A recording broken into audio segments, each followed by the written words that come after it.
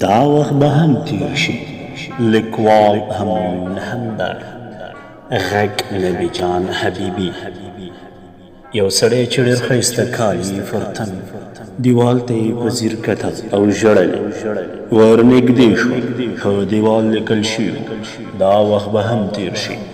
سړي وویل دا جمله ما کلونو پخوا لیکلې وه، هغه وخت مې دلته لرګي خرڅول. اوس شکر دی د څو فابریکو خاوند یم. ما وویل نو ولې ژاړې؟ هغه وویل ځکه دا وخت به هم تیر شي. ګرانو وروڼو او خویندو، ژوند که هر څنګه وي تیریږي. که څوک غریب وي هم تیریږي، او که څوک مالدار وي هم تیریږي. هو هوښیار خلک هغه دي چې د الله تعالی عبادت ته پکې ډېر وخت ورکړي.